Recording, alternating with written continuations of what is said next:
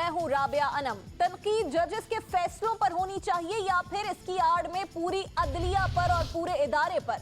हुक्मरान जमात मुस्लिम लीग नून की क़यादत के सामने अहम चैलेंजेस खड़े हैं और पार्टी क़यादत को इस हवाले से एक मरबूत हिकमत अमली अपनानी होगी। हालिया दिनों में ऐसा हुआ है कि साबिक वज़ीर और नवाज के इंतहाई करीबी साथी परवेज रशीद को नोटिस जारी करते हुए वजाहत तलब कर ली है।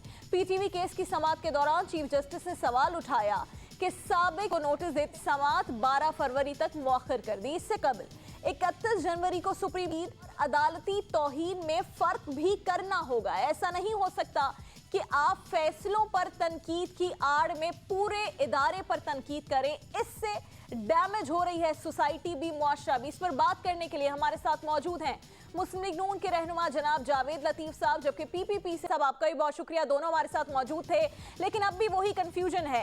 बात की जा रही है कि अदलिया के फैसलों पर तनकीद की जा रही है और फैसलों पर तनकीद का हक होना चाहिए, लेकिन उसकी आड़ में क्या सिर्फ फैसलों पर ही तनकीद हो रही है, पूरे इदारे पर तनकीद हो रही है? और हमारी हुक्मरान जमात को शायद इस बात का अंदाजा नहीं है कि शायद इससे इलेक्शन में तो काफी हद तक कामयाबी मिल जाए, लेकिन ये पूरी सोसाइटी के लिए बहुत डैमेजिंग होगा।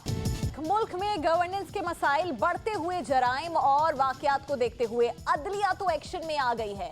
चीफ जस्टिस मियां साकिब निसार की जानिब से तकरीबन रोजाना ही अज़खुद नोटिस लिए जा रहे हैं, लेकिन हुकूमत की जानिब से इंतजामी सतह पर कोई वाज़े और ठोस हिकमत अमली नजर नहीं आ रही है। पिछले कुछ दिनों में चीफ जस्टिस साहब की जानिब से तेजी से अज़खुद नोटिस लिए गए। अगर कुछ अज़खुद नोटिस की हम बात करें तो 25 जनवरी को हुकूमत अब इस केस में ठोस पेशरफ्त नहीं कर पाई है। मुल्जिम मुजाहिदुल्लाह अफरीदी आसमा रानी को कत्ल करने के बाद पुलिस की कार्रवाई से पहले ही बैरून मुल्क फरार हो गया।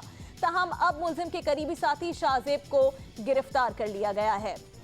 31 जनवरी पर आइए चील एबटाबाद लाया गया, हाँ वो दम तोड़ गई थी। बहरहाल पुलिस तफ्तीश के मुताबिक मिसबा के हलक में माल्टे का छिलका फंस गया था, जिसकी वजह से बच्ची की सांस रुक गई थी और वो जान बहक हो गई थी। 31 जनवरी कराची के फंड केस पर भी अज़खुद नोटिस लिया गया, जिसकी आज सुप्रीम कोर्ट में समाअत है। हुकूमत के करने के काम हैं जहां इंतजामिया फेल होती है, चीफ जस्टिस साहब की जानिब से अज़खुद नोटिस लिया जाता है और इसमें हमने तेजी देखी है पिछले माह में। लेकिन जब वही मामलात फिर जाते हैं, बॉल जाती है हुकूमत के इंतजामिया के कोर्ट में, तो वही मामलात जिन पर समातें होती हैं वो इस कोर्ट में आकर रुक जाती है। इसी पूरे मामले पर हम बात करेंगे। हमारे साथ मौजूद हैं अली जफर एडवोकेट साहब। अली साहब, बहुत शुक्रिया, आपने वक्त निकाला प्रोग्राम लेकिन के लिए। 2 दिनों में अली साहब सुप्रीम कोर्ट की जानिब से 10 से ज्यादा अज़खुद नोटिस लिए जा चुके हैं। क्या आप समझते हैं कि इससे इंसाफ का आला मयार कायम होगा? मौजूद थे प्रोग्राम में। वक्त हुआ है एक ब्रेक का, जिसके बाद जिक्र होगा नकीबुल्लाह केस का। राव अनवार कहां है, पुलिस क्या कर रही है, इस पर हम बात करेंगे एक ब्रेक के बाद। वफाकी दारुल हुकूमत पहुंच गई है अब वो आवाज जो नकीबुल्लाह के लिए उठ रही थी कराची में, बात करेंगे इस पर। साबिक एसएसपी मलिर राव अनवार को जमीन खा गई या फिर आसमान निकल गया? जब से नकीबुल्लाह कत्ल केस के हकाइक मंजर-ए-आम पर आए हैं, कहा सबके सामने लेकर आए हकीकत, और अब भी एहतजाज पर बैठे हैं। नूर, बहुत शुक्रिया, आपने वक्त निकाला हमारे प्रोग्राम के लिए।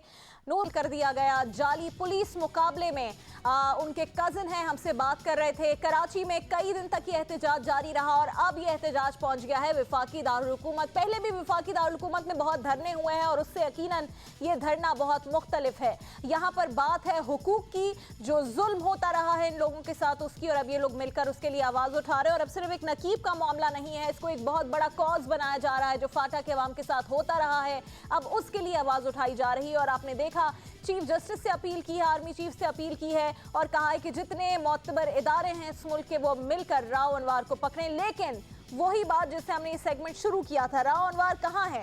आसमान खा निकल गया या जमीन खा गई? कहाँ गया राव अनवार? क्यों अब तक उसको पकड़ा नहीं जा रहा? यही सवाल, इसके साथ अपने शो का इख्तिताम करेंगे। अल्लाह हाफिज।